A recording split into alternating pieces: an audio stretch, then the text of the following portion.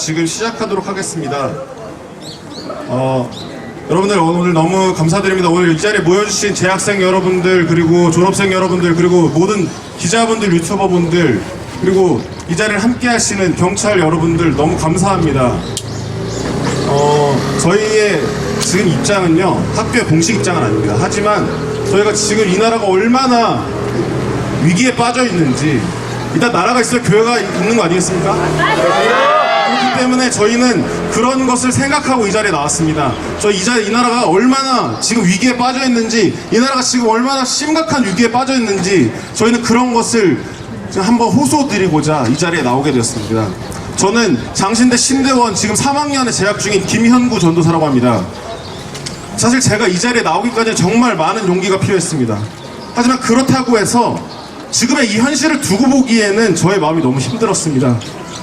그래서 저는 제가 기도했습니다. 하나님, 저는 어떻게 해야 됩니까? 제가 어떻게 해야지 이 나라를 위해서 무엇인가 할 수 있겠습니까? 기도를 했습니다. 그러자 놀랍게도 하나님 저에게 길을 열어주셨습니다. 그리고 함께할 사람들을 함께 붙여주셨습니다. 그리고 여러 가지 여건들이 되도록 마련해 주셨습니다. 그리고 놀랍게도 하나님 저에게 길을 열어주셨고, 저는 이 자리에 서 있습니다. 김양구 화이팅! 너무 잘한다! 네. 제가 여기 이 자리에 있을 수 있던 것은 전적으로 하나님의 도우심이고 하나님의 은혜라고 생각합니다.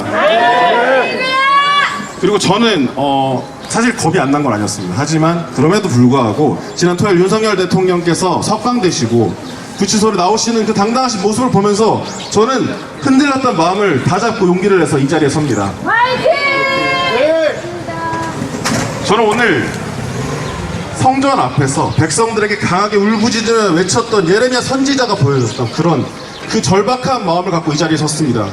이 시간이 시작하기 앞서서 우린 먼저 회개해야 합니다.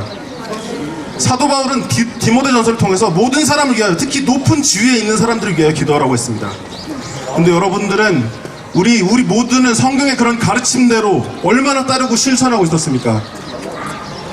우선 저부터 그렇게 하지 못하고 있었음을 정말 회개합니다. 그리고 무지했음을 회개하라고 합니다. 우리가 그렇게 깨어나지 못하는 동안 하나님이 세우시는 이 대한민국이라는 나라가 점점 무너지고 있는 이 모습을 보게 되었습니다.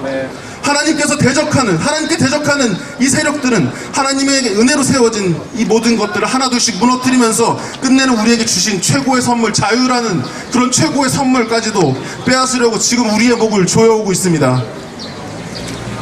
그때 우리 윤석열 대통령께서는 국가적 위기 상황을 알리고자 저 비상벨을 울리신 것입니다. 헌법에 명시된 대통령의 고유 권한인 헌법 77조에 명조된 비상계엄을 발동하시면서 우리에게 이런 상황을 알리고자 했습니다. 맞습니다. 처음에는 저를 포함해서 모두가 당황했습니다. 21세기 어떻게 계엄령이냐, 불법적이다, 우리나라의 민주주의가 후퇴했다, 이렇게 여러 가지 말들이 나왔습니다. 하지만 3개월이 지난 후에 무엇이 밝혀졌습니까?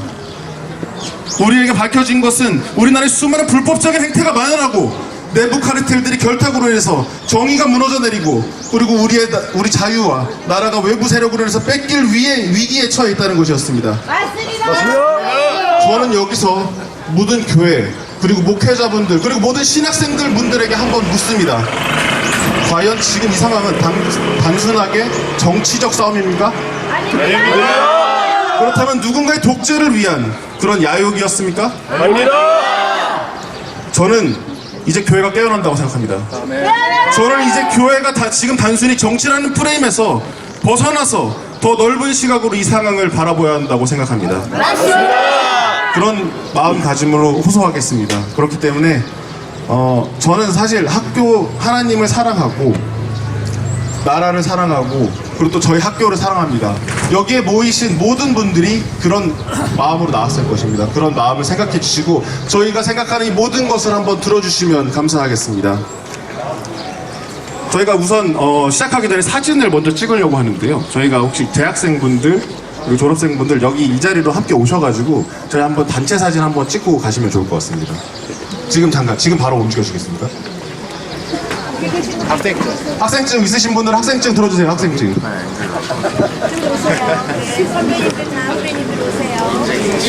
끝나고도 찍긴 하겠지만은 어쨌든 지금도 찍고 가고자 합니다.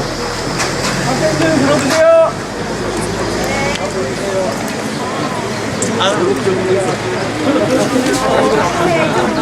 저희 학생들이 가운데 올 수 있도록 저희 부탁드리겠습니다.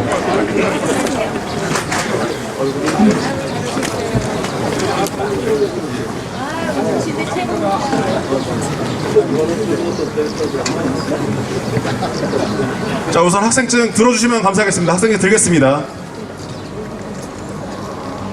네, 찍어주셨나요?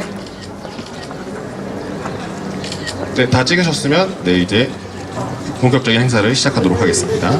네, 먼저 국민의례 먼저 시작하겠는데요.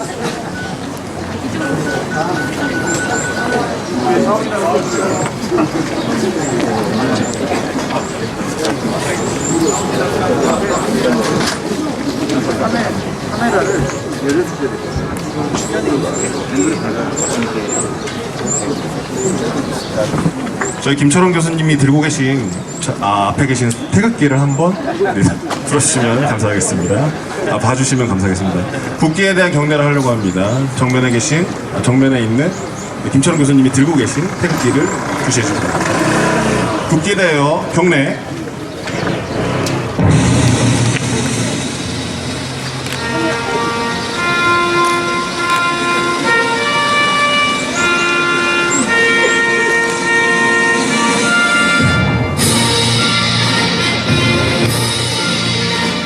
나는 자랑스러운 태극기 앞에 자유롭고 정의로운 대한민국의 무궁한 영광을 위하여 충성을 다할 것을 굳게 다짐합니다.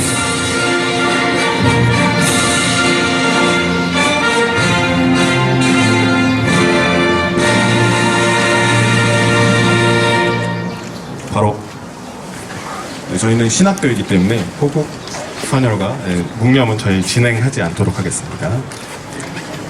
다음 순서로는 저희 시국선언문 낭독이 있겠습니다.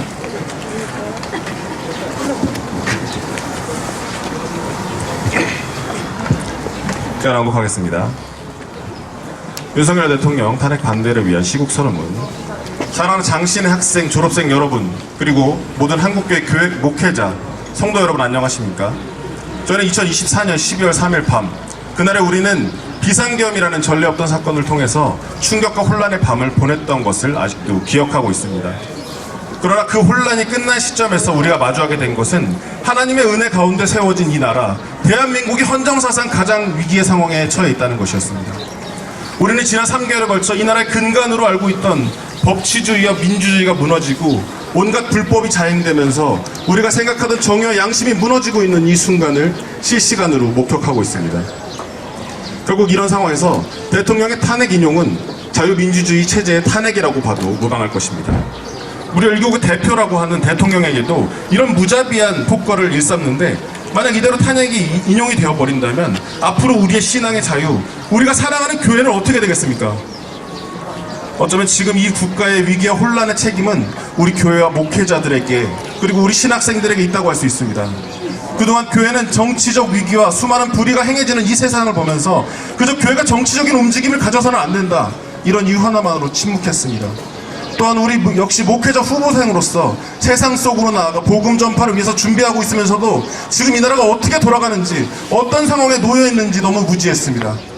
마치 이스라엘 백성들처럼 혼미한 영에 사로잡혀서 눈이 있어도 보지 못하고 귀가 있어도 듣지 못하는, 그래서 애써 이런 상황을 외면하려 했던 것은 아닌지 모르겠습니다. 그러므로 먼저 우리는 당장 우리 일이 아니라고 외면했던 것에 대해서, 그리고 하나님이 주신 이 나라의 자유를 지키기 위해서 더 적극적으로 나서지 않은 것에 대해 회개하고 나아가야 할 것입니다. 그리고 이후에는 회개만으로 끝나서는 안 됩니다. 나라의 정상화를 위해서 기도하는 것도 중요하지만 기도만으로 끝나서도 안 됩니다. 그럼 우리는 어떻게 해야 합니까? 출애굽한 이스라엘 민족의 앞을 가로막은 아말렉과의 싸움을 승리로 이끌 수 있었던 것은 모세의 기도도 있었지만 장정들을 모아서 맞섰던 여호수아의 칼도 있었음을 기억해야 합니다. 맞습니다. 그러므로 우리는 이제부터 함께 이런 불의한 세력에 맞서 싸워야 합니다. 맞습니다. 우리는 그 시작이 바로 윤석열 대통령의 탄핵 기각 또는 각하부터 시작되어야 함을 말씀드립니다. 대통령은 담화문을 통해서 계엄령 선포의 목적이 반국가 세력 일거의 척결, 그리고 자유민주주의, 자유대한민국의 재건에 있다고 밝힌 바 있습니다. 바로 이 반국가 세력이 우리가 맞서야 할 대상입니다. 맞습니다. 이 반국가 세력과의 싸움은 좁게는 체제전쟁이고 넓게는 영적 전쟁입니다. 맞습니다. 혹자는 너무 과대 해석하는 것이 아니냐고 말할 수도 있습니다. 하지만 복음으로 세워진 이 자유 대한민국을 무너뜨리려고 하는 것이야말로 그런 세력이야말로 우리에게 영적인 전쟁을 선포하는 것이 아니겠습니까? 맞습니다. 이제는 우리가 더 이상 머뭇머뭇하지 말고 일어나야 할 때입니다. 자유 대한민국을 위해서, 앞으로의 미래 세대를 위해서, 그리고 한국교회를 위해서 우리의 이 움직임에 동참해 주실 것을 강력하게 호소드리겠습니다. 호소드립니다. 계엄 당시에는 단지 계엄이라는 단어에 집중해서 많은 것을 놓치고 있었습니다. 우리 민주주의 후퇴라고도 했습니다. 하지만 대통령의 헌법재판소 변론을 통해서 이번 비상계엄 선포의 목적이 과거의 계엄과는 다른武力으로 국민들을 억압하는 계엄이 아니라 계엄의 형식을 빌린 대국민 호소였음을 알게 되었습니다. 그러면서 대통령께서는 이 나라가 지금 망국적 위기의 상황에 처해 있음을 알리고 주권자인 국민이 이런 상황을 직시하고 이를 극복하는 데 함께 나서달라고 호소하셨습니다. 하지만 계엄령 선포 이후 거대 야당은 비상계엄을 내란으로 규정하면서 대통령을 탄핵시켰습니다.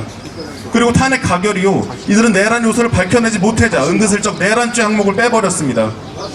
오히려 대통령의 계엄령은 국민들로 하여금 야당의 입법 촉구와 부정선거 의혹, 부패한 언론과 사법부의 행태를 깨닫게 했으며 대한민국의 근간인 자유와 법치를 흔드는 반국가의 세력의 존재를 모든 국민에게 알렸습니다.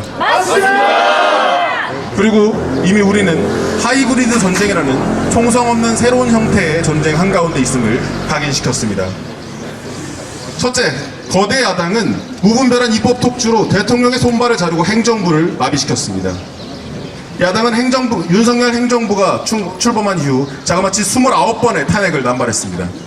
검사와 검찰총장, 행안부 장관을 탄핵시키고 출근한 지 이틀밖에 되지 않은 방통위원장을 탄핵시켰으며 감사원장 탄핵이라는 헌정사상 초유의 입법 독재로 국정 운영을 완전히 마비시켰습니다. 맞습니다. 여기에 심지어 대통령까지 탄핵시켰으며 한덕수 국무총리, 대통령 권한대행까지 탄핵시켰습니다.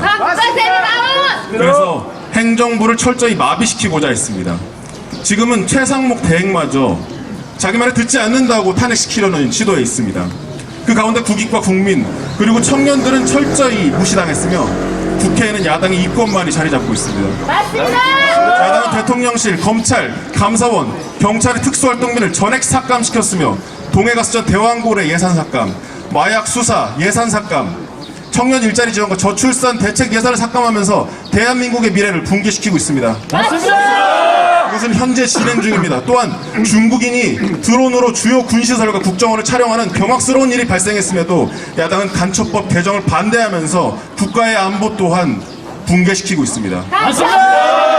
야당은 정작 국익의 직접적인 법안은 모두 반대하면서 양곡법, 국회 감청법과 같은 공산주의, 전체주의적인 법안을 발의해서 대한민국을 공산화시키고 있습니다. 이것이 과연 입법 독재가 아니라면 무엇이란 말입니까? 둘째, 부정선거 의혹과 선관위원회의 부패. 민주주의의 꽃이라고 불리는 선거가 선관위의 부패로 인해서 위협받고 있습니다. 선관위를 향해 각종 의혹이 제기됐음에도 불구하고 선관위는 이를 무시하거나 형상기억 종이 등의 어처구니 없는 해명으로 일관하면서 사법부 역시 그 어떠한 조사를 진행하지 않았습니다. 지난 27일 헌법재판소에서 선관위 감사원을 상대로 제기한 권한쟁의는 감사원이 선관위를 감찰할 권한 없음이라는 선고를 내리면서 과연 선관위라는 단체는 불가침의 영역인가라는 의구심마저 들도록 만들었습니다. 수도 없이 나오는 선관위의 부실한 선거관리 실태와 그에 대한 조사의 비옵션은 선거의 공정성과 신뢰성을 무너뜨리고 있으며 1200건의 채용비리에 밝혀진 그런 것에 대해서는 시정하지 않으면서 스스로를 부패한 내부 카르텔로 만들어가고 있습니다.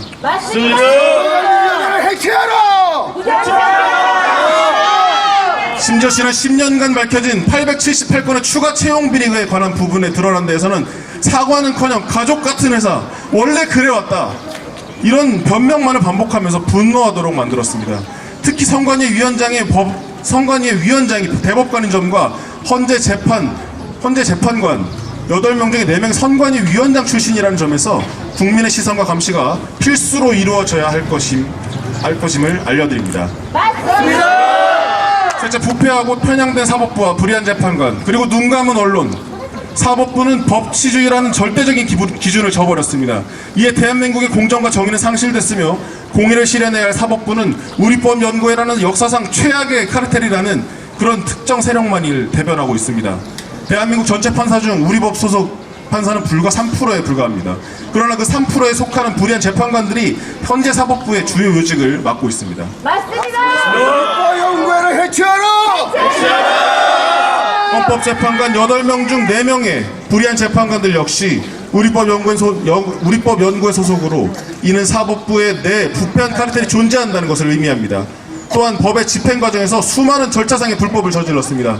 대표적으로 공수처는 대통령의 수사와 체포 권한이 없음에도 불구하고 대통령 관저 안에 들어가 대통령을 체포했습니다. 오동훈 체포하라. 오늘 체포하라!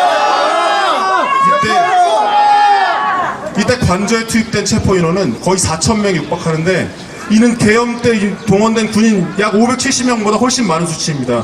이 가운데 대통령의 방어권은 철저히 무시됐으며 공수처는 자신들의 권한이 없음에도 체포를 강행하는 월권을 자행했습니다. 맞습니다. 그런 와중에 마땅히 국민에게 진실을 알려야 언론은 사실을 왜곡하고 진실을 은폐하고 있습니다. 심지어 조작된 가짜뉴스까지 양성하고 있습니다. 맞습니다. MBC. 과연 진실과 공정을 보도한다고 자청하는 언론이라고 할 수 있습니까? 없습니다. 우리는 대한민국을 위협하는 입법부와 부패한 사법부 반국가 세력으로부터 대한민국의 자유와 공정과 정의를 지켜야 합니다. 우리는 그러한 부패에 맞서 용기를 내고 국민의 안전을 생각해서 스스로 구치소로 수감되셨다가 지금은 석방된 윤석열 대통령에게 전폭적인 지지를 보냄을 선언합니다. 대통령께서 최후 진술에서 그동안 문제가 됐던 87 체제 개혁을 선포하시면서 새로운 대한민국을 만드시겠다고 말씀하셨습니다. 그렇게 된다면 많은 것이 개혁되고 제7공화국이라는 새로운 시대가 열릴 텐데 그때는 우리가 나서서 함께 해야 할 것입니다. 대통령. 그러기 위해서는 우리는 우선 윤석열 대통령의 직무 복귀가 우선이 되어야 함을 말씀드립니다. 여러분, 우리 선조들이 우리에게 물려준 자유와 대한민국이라는 나라를 반드시 지켜내야 합니다. 대한민국의 미래를 위한 저희 장신대 하구 여러분들의 동참을 간곡히 호소합니다. 호소한다. 진리와 정의를 위한 장신대 모임 일동. 박수!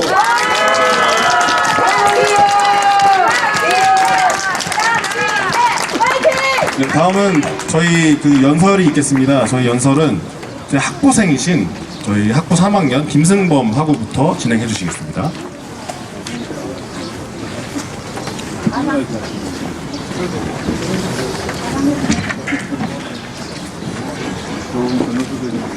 네, 안녕하십니까. 신학과 2, 3학번 김승범입니다. 우리는 보고 들은 것을 말하지 않을 수 없습니다. 전쟁에서 피를 흘리며 자유를 지켜낸 나라이며 선교사들이 예수 그리스도의 복음을 전하며 순교의 피를 흘리며 자유를 지켜낸 나라입니다. 이제 우리는 눈에 보이는 전쟁이 아닌 눈에 보이지 않는 전쟁을 하고 있습니다. 그렇기 때문에 깨어나 정신 차리지 못한다면 눈에 보이지 않는 현재 일어나고 있는 전쟁의 실체조차 깨닫지 못합니다. 목회자들 깨어나라. 많이 늦었습니다. 너무나 늦었습니다. 지금이라도 목소리를 내야 합니다. 맞습니다! 우리 자유민주주의를 지킵시다. 반기독교적 사상과 체제를 완전히 몰아내자.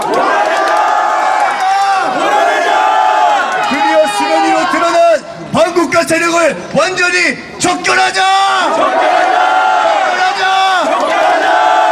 순교자들의 피 위에 세워진 이 대한민국을 지키자. 국부 이승만 대통령의 기도로 시작한 나라를 지키자. 가장 많은 선교사를 파송하는 아름다운 나라 우리 대한민국을 지키자. 평양 대부흥이 일어났던 이 땅에 우상이 무너지고 평양 대부흥보다 더 큰 성령의 역사가 대한민국 위에 일어날 때까지 멈출 수 없습니다. 아버지, 이제 시작했으니 멈출 수 없습니다. 거짓은 진실을 이길 수 없다. 가짜는 진리를 이길 수 없다. 어둠은 빛을 이길 수 없다. 하나님을 부정하는, 예수를 부정하는 세대 멸망한다. 진리에는 타협이 없다. 우리에게 승리밖에 없음을 선포합니다. 한국교회여 깨어나라. 한국교회여 깨어나라. 한국교회여 깨어나라. 대한민국이여 일어나라. 대한민국이여 일어나라. 감사합니다.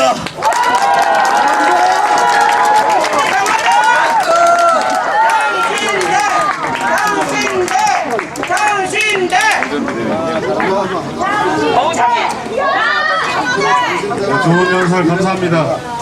할렐루야. 다음은 성태 107기 저희 졸업 신대원 107기 성태준 목사님께서 저희 연설을 해주시겠습니다. 안녕하십니까. 저는 107기 성태준 목사라고 합니다. 반갑습니다. 파이팅! 저는 이 자리에 서서 대한민국이 정말 위태로운 상황에 있다는 사실을 이야기해야 된다는 것이 참 가슴이 아픕니다. 많은 이들에게 외치고 말해도 결국 듣는 귀를 상실해 가고 있는 현실을 볼 때 참 암담하기만 합니다. 저는 꽤 오랫동안 진보적인 성향을 가지고 있었고 민주당을 지지하기도 했습니다. 하지만 작금의 현실을 볼 때 이 진보란 이름이 얼마나 많은 것들을 파괴하고 있는지 많은 사람들이 깨닫지 못하고 있습니다. 맞습니다. 저는 작년 11월까지 전 세계적으로 차별금지법이 망쳐놓은 사회를 바로잡고자 굉장히 많이 노력했습니다.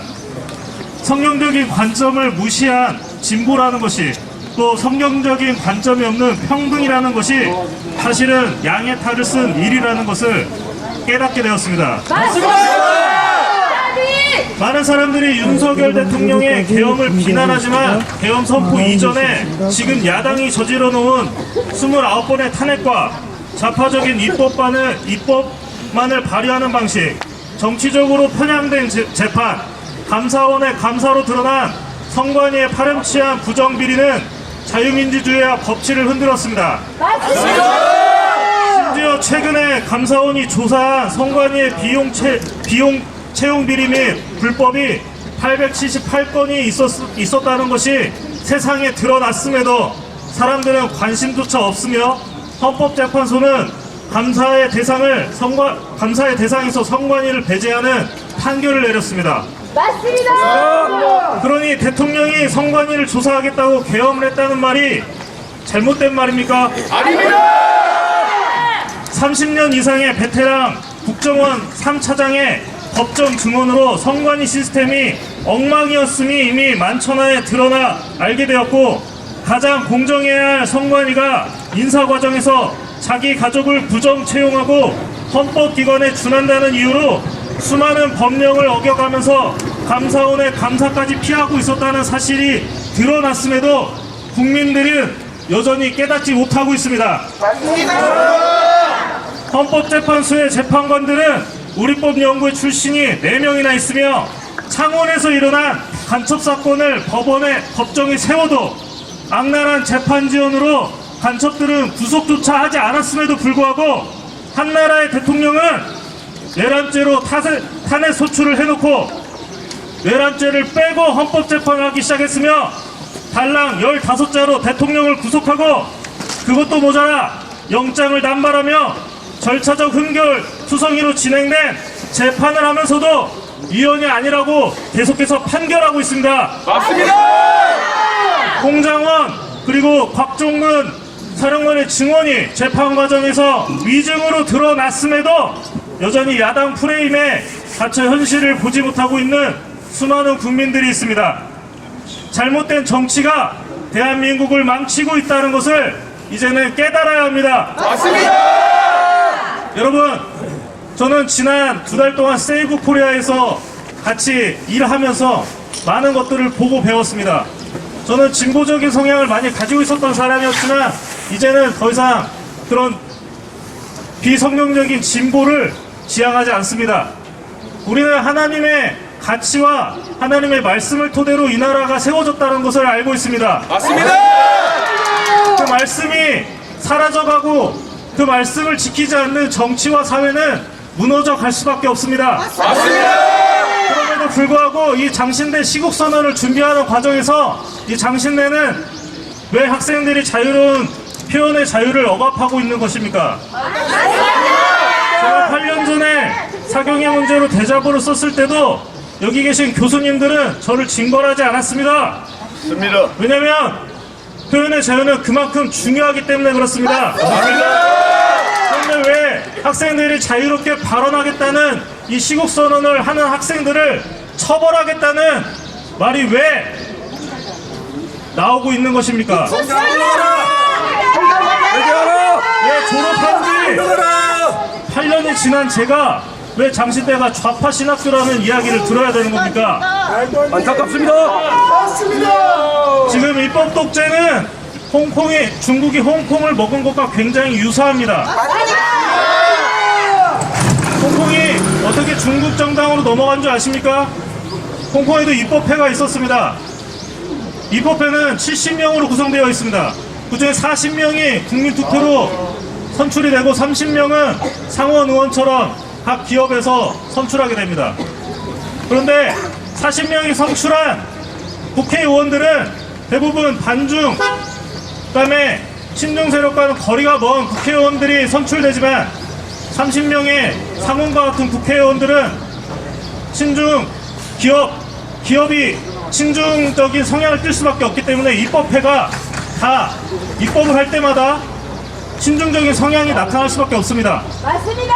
그래서 홍콩에서는 지금 친중적인 입법이 굉장히 많이 통과되었고, 지금 저희처럼 이렇게 시국선언을 하게 되면 중국 공산당원들이 총으로 사람을 죽여도 아무도 처벌할 수 없게 되어 있습니다. 그런데 장신대에서 이렇게 표현의 자유를 하고자 하는 학생들을 처벌하겠다니 이게 공산주의와 다를 바가 없는 게 아니겠습니까? 왜 표현의 자유를 억압하는 것입니까? 민주당이 카톡을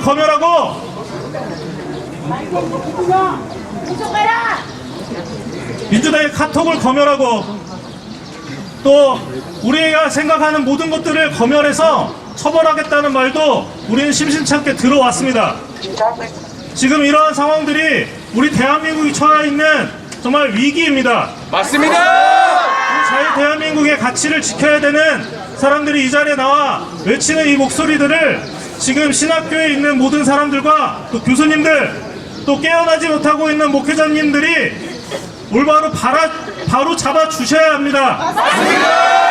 그렇지 않으면 우리는 잘못된 방향으로 흘러갈 수밖에 없습니다. 단태가한 말로 마무리를 짓도록 하겠습니다. 현대의 위기 속에서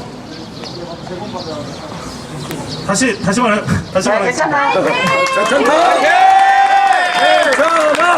단태가 이런 말을 했습니다. 지옥불이라는 것은 현대의 위기 속에서 중립을 지키는 자를 위해서 준비된 곳이다. 오, 멋있는 말이네. 우리는 옳은 소리를 외칠 수 있어야 합니다. 잘못된 것을 바로 잡을 수 있어야 됩니다. 저희가 이렇게 외치는 것이 당파적인 성향을 말하는 것이 아니라 잘못된 것을 잘못되었다고 말하는 것입니다. 그렇기 때문에 우리가 잘못된 것들을 바로 잡고 이 땅 가운데 하나님의 질서가 바로 세워지는 것을 다시 보게 되는 그날이 오기를 간절히 소망합니다.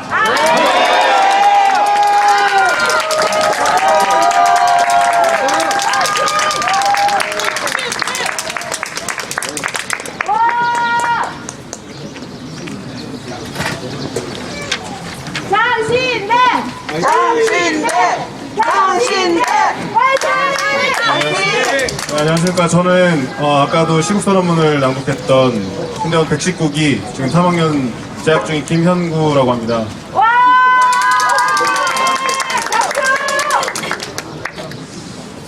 네, 사랑하는 장신의 하구 그리고 졸업생 여러분, 저희가 이 자리에 모인 이유는 무엇입니까? 저희 자랑스러운 우리나라 대한민국을 사랑해서가 아닙니까?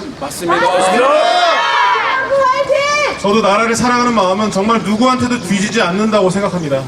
왜냐하면 이 대한민국이라는 나라는 성실하고 열정적인 국민이 있고 그 국민이 이뤄낸 기적 같은 경제 성장이 있습니다. 그리고 지금 이렇게 나라가 위기에 빠졌을 때 함께 모일 수 있는 저희 애국 시민들이 있고 맞습니다. 그리고 그런 와중에 법치주의와 자유가 살아있으며 무엇보다도 이 나라를 하나님이 세우셨다는 자부심이 제게 있기 때문입니다. 하지만 최근 비상계엄과 탄핵 이후에 우리나라를 보고 있자면 너무나도 마음이 답답합니다. 저는 대한민국이 법치주의와 원칙과 상식이 살아있는 줄 알고 살아왔습니다. 하지만 지난 3개월 어땠습니까? 지난 3개월간 제가 본 대한민국은 결과만을 보여주기 위해서 과정 중 온갖 불법을 자행하고 상식이 무너진 모습이었습니다. 맞습니다. 대통령은 그 과정에서 철저하게 인권이 유린당하고 인격적으로 모욕당했습니다. 제가 한 가지 묻겠습니다. 약자를 사랑과 관용으로 풀어줘야 한다고 주장한다면 현 국가 원수로서 인격 살인에 가까운 행위를 당했던 대통령은 지금 그분들이 주장하는 약자가 아닙니까? 대통령은 그래도 된다는 겁니까? 현재 대한민국에서는 대통령을 수사하고 재판하면서 수도 없이 상식적이지 않고 그리고 법을 지키는 것과는 거리가 먼 행태들이 많이 나오고 있습니다. 애초에 탄핵을 요구하는 분들이 말하는 비상계엄에 관한 문제의 본질이 법과 원칙이 잘 지켜졌냐 안 지켜졌냐 그것을 말하는 게 아니었습니까? 하지만 지금까지 보여준 이런 행보는 재판을 통해서 법과 질서를 지키려고 하는 것이 아니라 한 사람을 그저 파괴하는 모습으로 파괴하려는 행동으로밖에 보이지 않았습니다. 이런 어이없는 상황이 한 나라의 대통령에게 일어났습니다. 말도 안 됩니다. 만약에 이런 것을 그저 조용하게 묵인하고 넘어간다면 그 화살은 그 대통령이었지만 지금은 우리에게, 우리 같은 소시민들에게, 우리 같은 일반 국민에게 오지 않겠습니까? 그래서 앞으로 대한민국을 살아갈 한 사람으로서 참을 수 없게 저는 이 자리에 섰습니다. 저는 이 탄핵 정국 속에 불법을 자행해서 상식을 무너뜨리고 있는 이 세 가지를 규탄하고자 합니다. 첫 번째로 공수처라고 불리는 고위공직자범죄수사처의 만행입니다. 공수처는 고위공직자의 비리를 캐낸다는 목적으로 설립되었지만 실상은 정치적인 목적으로 만들어진 별다른 성과를 내지 못하는 그런 기관이었습니다. 하지만 이런 탄핵 정국 속에 공수처가 보여준 모습은 공정한 법적 절차와 상식이라고는 전혀 찾아볼 수가 없었습니다. 맞습니다.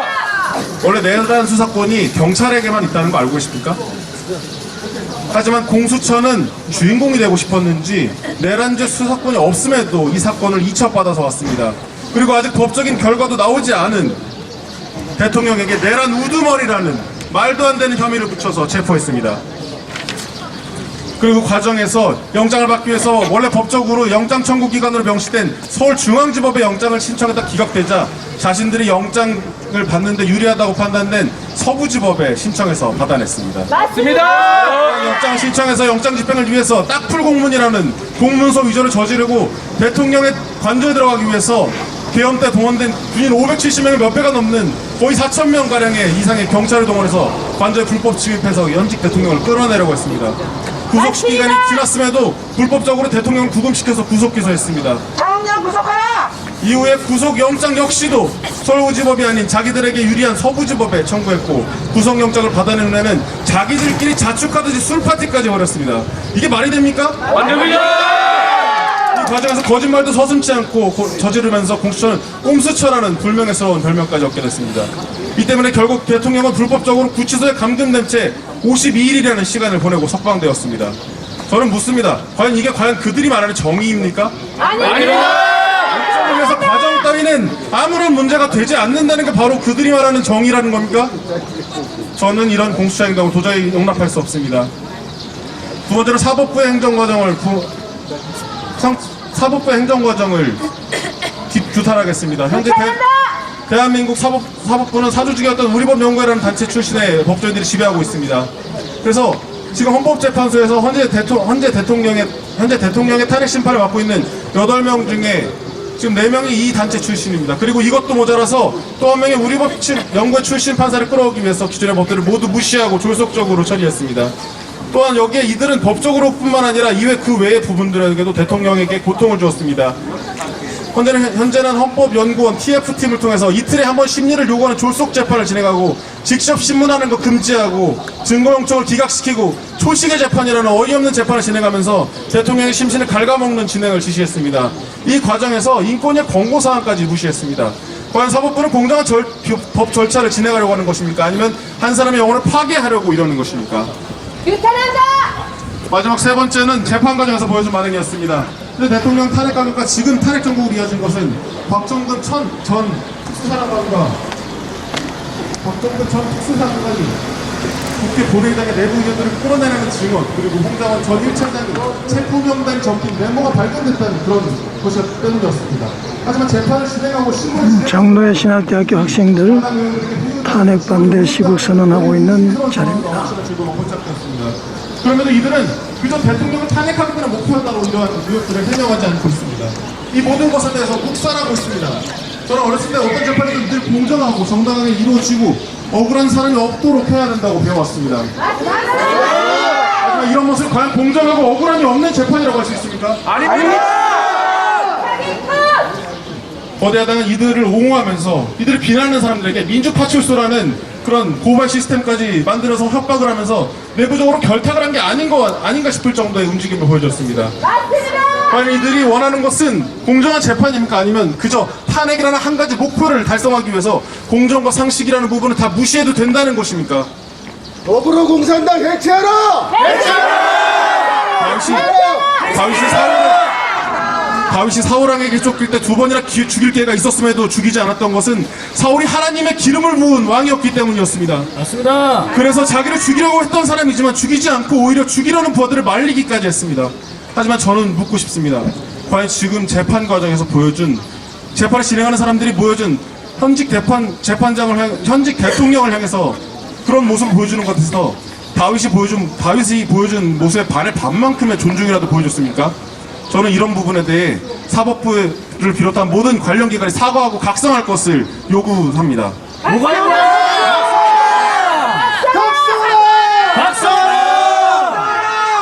더 이상 우리는 이런 모습을 좌시하지 않겠습니다. 우리는 탄핵 가결 이후 이들이 보여준 모습들에 대해 시정과 사과를 요구합니다.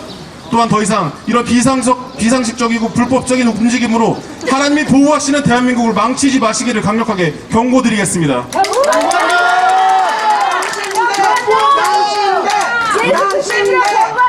우리는 법치와 질서가 다시 세워질 때까지 싸울 것임을 말씀드리겠습니다. 마지막으로 구호 외치고 끝내겠습니다. 마지막으로 두 번씩, 제가 마지막 구호를 두 번씩 외쳐주시면 감사하겠습니다. 공수처는 이번 대통령 불법 수사의 모든 책임을 지고 해체하라!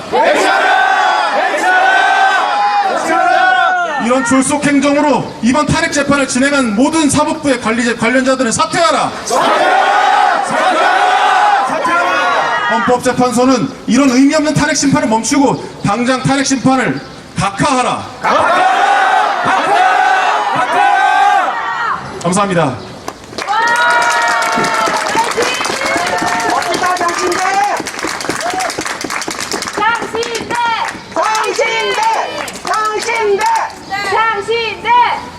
네, 안녕하십니까?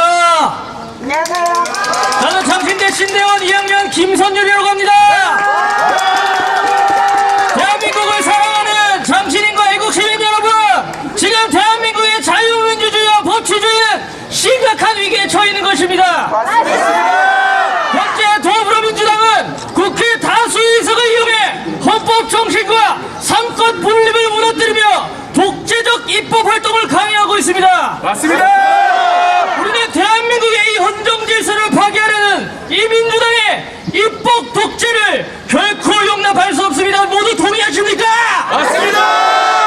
저는 지금부터 이 거대 야당의 야만적인 폭거와 깡패적인 행태를 한번 낱낱이 까발려 보겠습니다. 첫째, 지금까지 민주당과 거대 야당은 정부 주요 인사들에 대한 29번의 탄핵 소추를 추진했습니다. 행정부를 마비시키는 무책임한 탄핵 남발을 일삼고 있습니다.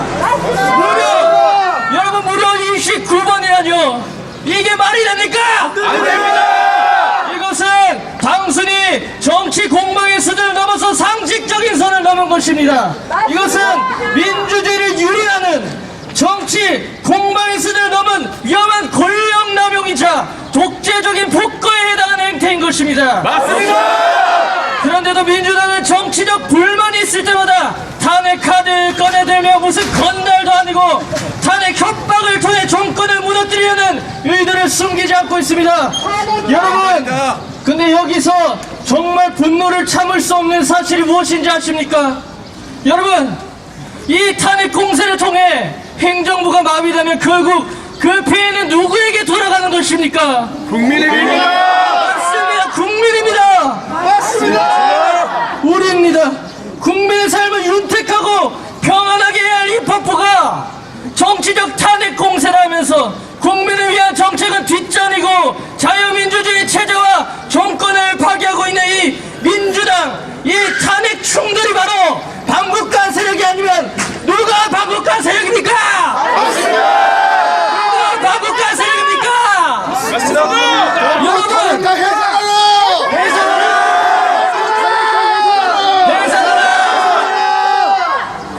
둘째, 민주당은 2022년 4월과 5월에 걸쳐서 검찰의 수사권을 축소하는 개정법안을 야당과 협의 없이 단독 졸속으로 처리했습니다. 이 개정안의 주요 내용이 무엇인지 아십니까? 검찰이 직접 수사할 수 있는 범죄 범위를 기존의 6대 범죄에서 겨우 2대 범죄, 부패 경제 범죄만으로 축소한 것이었습니다. 그 결과 어떻게 되었습니까? 검찰의 권력형 비리 부사는 무력화되었습니다. 썩어 부패한 권력자들이 떵떵거리며 오히려 보호받는 현실이 되었습니다. 또한 민주당은 2025년 경찰 특경비와 특활비 예산 587억 원을 전액 삭감했습니다. 이 말도 안 되는 예산 폭거는 자신들의 대표가 조폭과 연관되어 있음을 인정하는 꼴입니다. 우리는 검찰의 팔다리를 다 잘라버린 이 민주당의 깡패짓과 정치적인 이해의 관계에 따라 범죄 수사가 자지우지되는 이 후진적인 국가 상황을 절대 방관할 수 없을 것입니다. 맞습니다. 동의하십니까? 맞습니다. 세 번째입니다. 민주당은 자신의 무소불위적 권력을 이용해서 국가 안보와 안전에 관한 예산을 삭감하고 대한민국 국민 모두를 위험에 빠뜨리고 있습니다. 북한의 무력 도발 위협은 날로 고조되는 상황에도 야당은 드론 방어 예산 전액 삭감, 북한의 핵미사일 기지를 선제 타격하기 위한 킬체인 정찰 예산도 다 잘라버렸습니다. 이러한 민주당의 비상식적인 예산 폭거는 아직도 후정국가인 이 대한민국을 무방위 상태로 만드는 행위가 아니겠습니까? 맞습니다. 또한 민주당은 대한민국의 안보를 위협하는 간첩죄 개정안에 대해 반대 입장을 고수하고 있습니다. 이는 중대한 국가 임의를 유출하고 사드 관련 군사 기밀을 유치하는 이 간첩 문제인 이 간첩들에 대한 처벌을 강화하려는 행위인 것입니다. 맞습니다.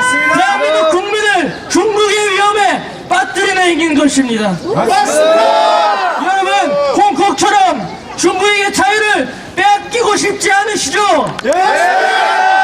그렇다면 저는 지금 딱 2명에게 묻겠습니다. 중국에게는 그저 쉐쉐하라는 야당 대표 이재명, 대통령은 감옥 가 있는데도 시진핑 만나러 간 대한민국 서열림이 국회의장 우은식, 당신들은 도대체 우리의 주적 북한과 손잡고 있는 중국을 어떻게 생각하고 있기에 그런 말도 안 되는 행위를 하는 것입니까? 그렇게 중국이 좋으면 떠나가라! 중국가 살아라! 여러분, 지금까지 이 민주당의 야만적인 폭거와 독재의 깡패적 행태를 낱낱이 까발려보았습니다. 사실 대통령님께서 밝혀주신 입법부의 비상식적 행태는 이것보다 10배는 더 많습니다. 하지만 여러분께서 저보다 더 잘 아실 터, 또 제게 시간이 많이 없기 때문에 이제 마무리를 지어야 할 것 같습니다. 여러분, 우리는 이런 민주당의 입법 독재를, 헌법 유린을, 국민 노력을 절대로 자치할 수 없을 것입니다. 맞습니다. 이제 우리는 분명히 알아야 합니다. 저 거대 야당과 민주당은 이제 국민을 위한 정당이 아니다. 자신들의 권력을 지키고 자신들의 부정부패를 덮기 위해 이 나라를 망가뜨리고 있는 것입니다. 맞습니다. 하지만 여러분, 대한민국 아직 희망이 있습니다. 왜냐하면 이 나라는 교회의 기도와 하나님의 말씀 위에 세워진 나라이기 때문입니다. 12월 3일 이후로 여러 일들을 겪으면서 저는 아직 하나님께서 이 나라 놓지 않으셨음을 깨닫게 되었습니다. 아직 희망이 있음을 깨달았습니다. 바로 진실과 진리가 지금 드러나고 있기 때문입니다. 이 나라의 근간인 예수 그리스도의 복음과 생명의 법을 가진 교회가 이 나라를 깨우고 있기 때문입니다. 죄와 사망으로 인도하는 저악법, 교회의 눈을 가리우고 유물론과 유상을 통해 참 신이신 하나님을 알지 못하게 하는 저 사망의 법이 오는 사자와 같이 달려들어도 결국 그리스도 예수 안에 있는 생명의 성령의 법이 우리나라를 자유케 하실 것을 주의 이름으로 선포합니다. 회개하며 기도하는 자, 진리를 외치는 자를 통해 하나님께서 이 땅을 고치시고 새롭게 하실 것을 믿습니다. 감사합니다.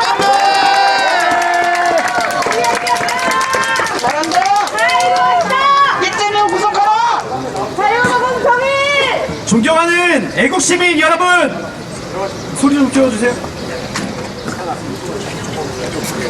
그리고 장신대 하구 여러분, 저는 신대원 2학년에 재학 중인 김신입니다.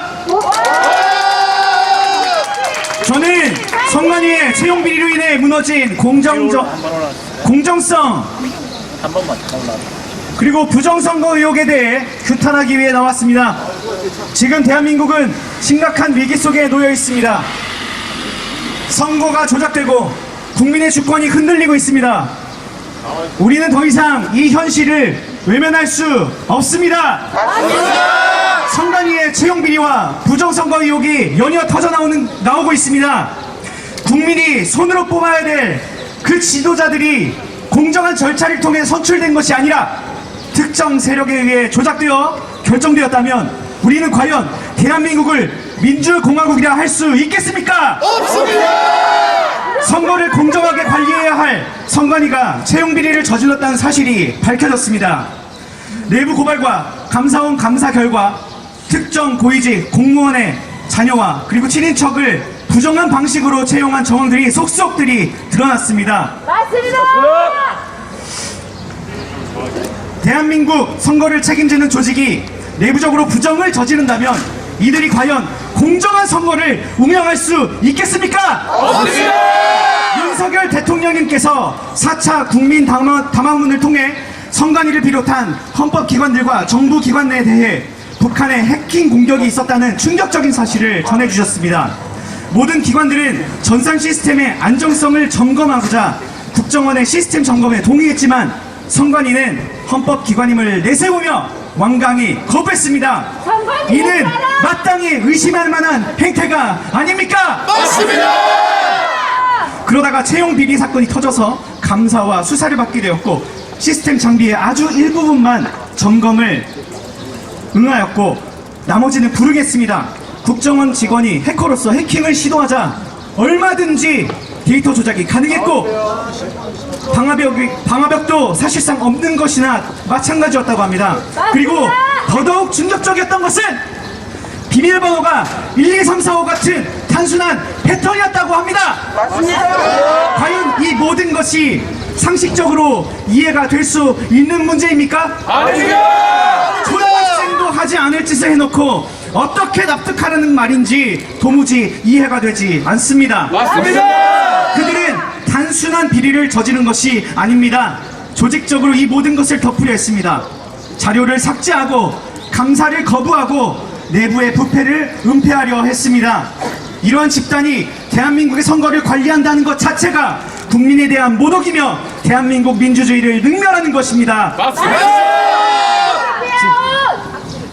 자유민주주의는 국민의 신뢰와 참여를 바탕으로 합니다. 그러나 선관위의 부정선거 의혹은 이러한 민주주의 근간을 흔들고 있습니다.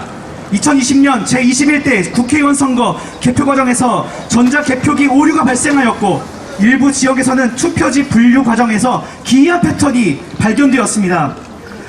사전투표와 본투표 득표율 차이에는 통계적으로 설명되지 않는 수준이었습니다. 또한 사전투표 용지에 관리가 어처구니 없을 정도로 부실했고 일부 투표소에서는 미리 인쇄된 투표 용지가 발견되었으며 QR코드로 관리되는 투표용지의 조작 가능성이 제기되었습니다. 맞습니다. 투표함 이동 과정에서 CCTV가 꺼지고 경로가 불투명해지는 사건이 벌어졌습니다. 정상적인 선거라면 절대 일어날 수 없는 일입니다. 이외에도 배춧잎 투표지, 일장기 투표지, 빳빳한 투표지, 여러 장이 붙어있는 투표지, 형상기업 투표지 등 셀 수 없이 많은 부정선거 의혹이 있음에도 불구하고 선관위는 그 어떠한 해명도 명쾌하게 내놓지 못하고 있습니다. 맞습니다.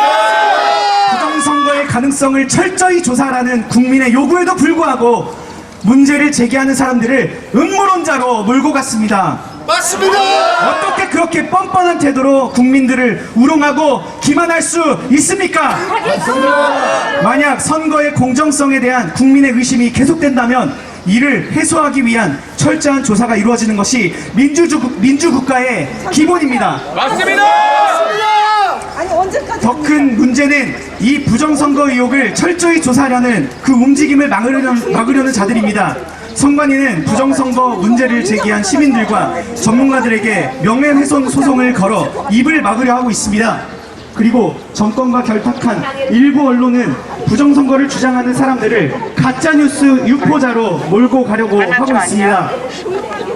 무엇보다도 이 문제를 조사해야 할 국회와 사법부는 철저한 조사조차 하지 않고 있습니다. 과연 이것이 민주주의 국가에서 일어날 수 있는 일입니까? 대한민국이 진정한 민주공화국이라면 국민이 의혹을 제기했을 때 철저히 조사하고 진실을 밝힐 수 있어야 합니다. 그러나 지금의 대한민국의 진실을 말하는 자들이 탄압을 받고 있고 부정을 저지른 자들은 권력을 유지하고 있습니다. 이게 말이 된다고 생각하십니까? 우리는 결코 침묵하지 않을 것입니다. 우리는 반드시 행동할 것입니다. 첫째, 선관위 채용 비리를 철저히 수사하여 부당하게 채용한 자들을 즉각 퇴출해야 하며 이를 지시하고 묵인한 자들을, 그 책임자들을 반드시 법의 심판을 받아야 합니다. 선관위의 채용 비리를 철저히 수사하라! 둘째, 부정선거 의혹을 철저히 규명하고 모든 선거 절차를 투명하게 개혁하고 전자개표기와 사전투표 제도의 문제점을 개선하고 모든 투표와 개표 과정을 완전 수작업 개표로 진행할 것을 요구합니다. 부정선거를 규명하라! 셋째, 선거를 조작하고 민주주의를 유린한 세력에게 책임을 물어야 합니다. 맞습니다. 대한민국은 특정 세력의 것이 아닙니다. 이 나라의 주인은 국민입니다. 국민의 의사를 조작하려는 그 어떠한 시도도 결코 용납될 수 없습니다. 민주주의를 파괴한 자들을 반드시 처벌하라! 독해양 사퇴하라. 공산주의. 우리는 하나님께서 세워주신 우리 대한민국의 주권자들입니다. 우리에게 주신 자유민주주의를 절대로 포기하지 않을 것입니다. 지키자. 만약 지금의 방식대로 선거가 이루어진다면 또다시 부정선거가 자행될 것이 뻔하며 이번에야말로 부정선거로 당선된 주권 침탈 세력들은 그들이 꿈꿔왔던 공산 사회주의를 이루어 반드시 이 나라의 자유민주주의를 전복시키고 말 것입니다. 부정선거가 일어나는 순간 우리의 자유는 사라질 것이며 자유민주주의는 끝장나고 말 것입니다. 이런 풍전등화와 같은 시점에 하나님께서는 우리나라를 너무나도 사랑하셔서 윤석열 대통령을 통해 우리를 일깨워 주셨고 일어서게 해주셨습니다. 지금이 바로 행동해야 할 때입니다. 침묵하는 자는 공범이라고 했습니다. 우리는 주권을 위해, 우리의 주권을 위해 끝까지 싸웁시다. 정의를 위해, 자유를 위해, 그리고 대한민국의 미래를 위해 끝까지 싸웁시다.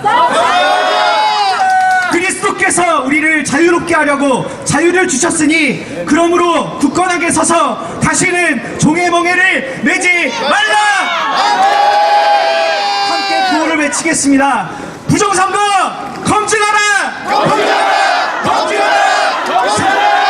선관위를 수사하라. 감사합니다.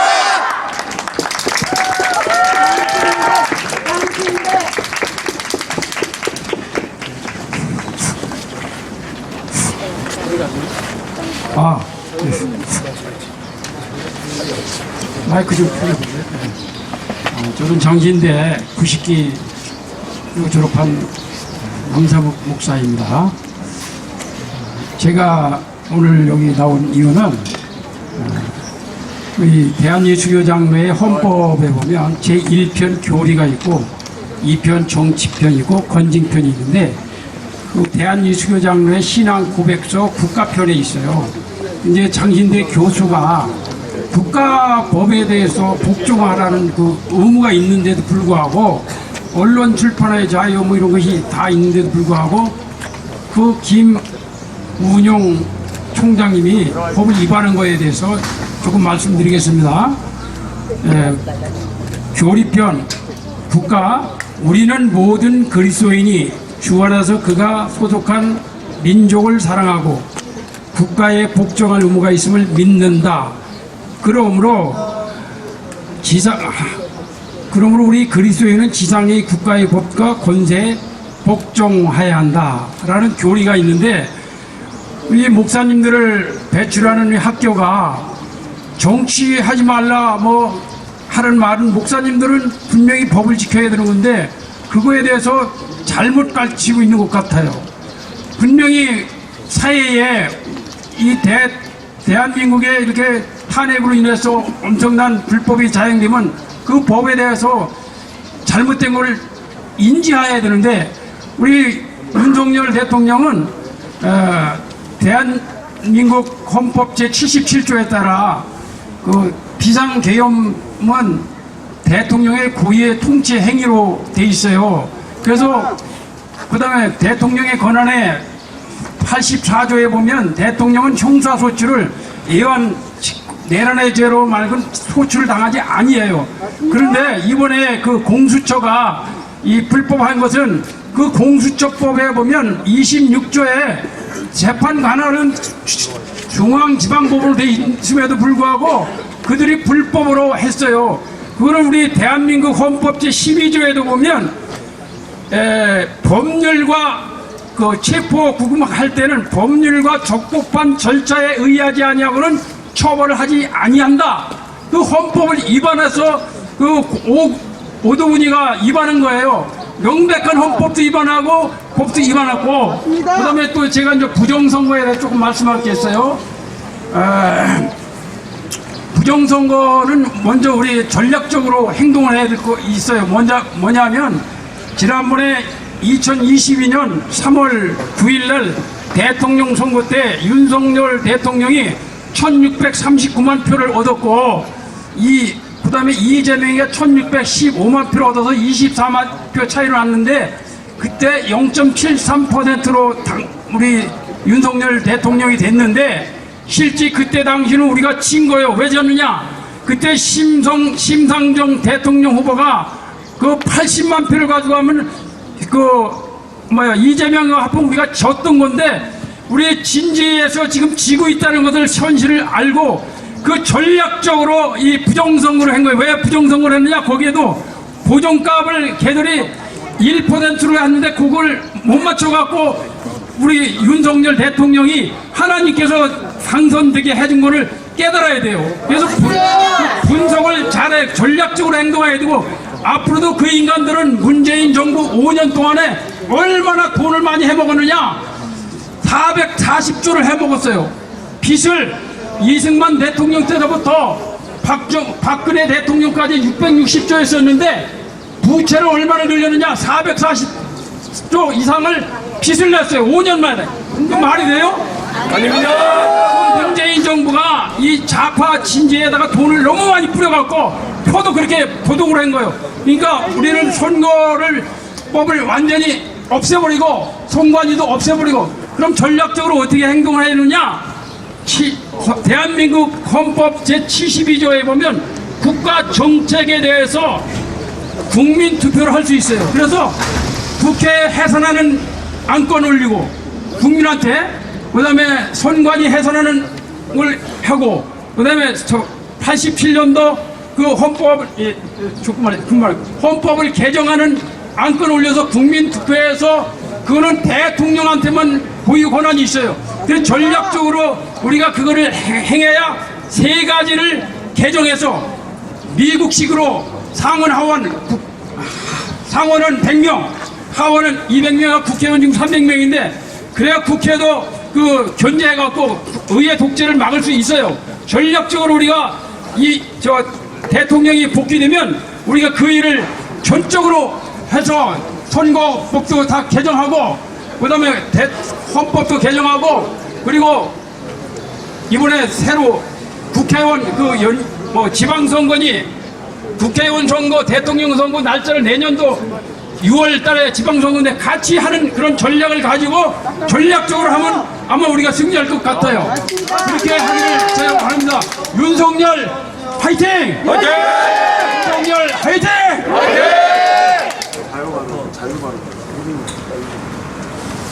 78기 이성호 목사입니다.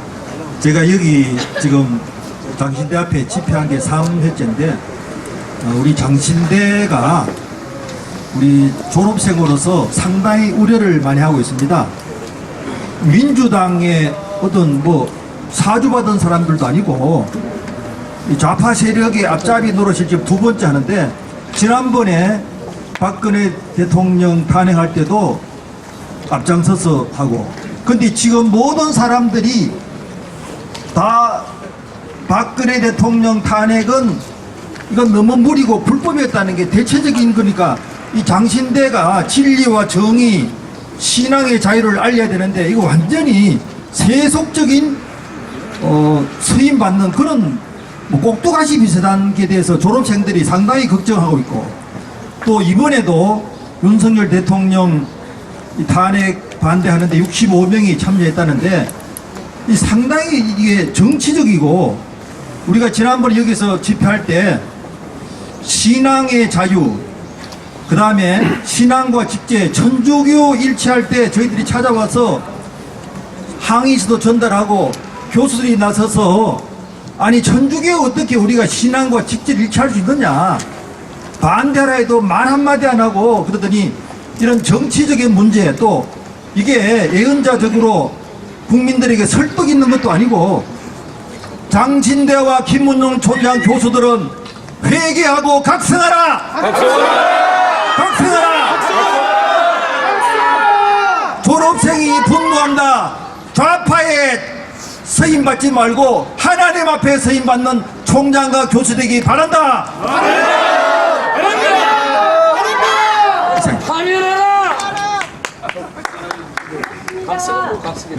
네, 이상으로 자유발언 모두 마치겠습니다. 저희 마지막으로 애국가 대창 1절만 함께 하시고요. 제가 마무리 발언하시고 저희 86기 신대영 86기 화면회 동성애 대책위원장으로 지금 현재 섬기고 계신 고영성 목사님이 축도해 주심으로 오늘 모든 순서 마무리하도록 하겠습니다. 애국가 대창 하시겠습니다.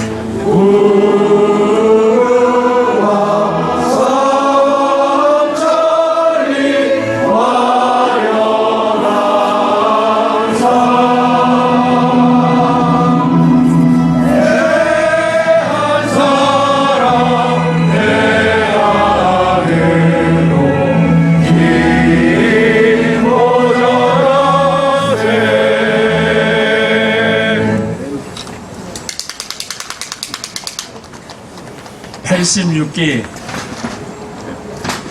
화매노예 동성애 대책위원장 고형성 목사입니다. 기도하겠습니다. 이제는 우리 주 예수 그리스도의 은혜와 하나님 아버지의 극진하신 사랑과 성령의 내주하심과 교통하심과 충만하심이 아시아와 세계의 선교를 위해서 대감받은 대한민국과 자유와 혁명을 위해서 하나님이 세우신 윤석열 대통령과 그 내각과 아시아와 민족 선교의 사명을 받고 오늘도 기도하며 헌신하는 천만 기독교인들과 오늘 탄핵 반대를 위해서 이 장신대 정문에서 기도하며 부르짖는 장신대 학우들과 졸업생들과 여기에 참여한 모든 사람들을 위해 이제부터 영원토록 함께 하셨기를 축원하옵나이다. 민주입니다.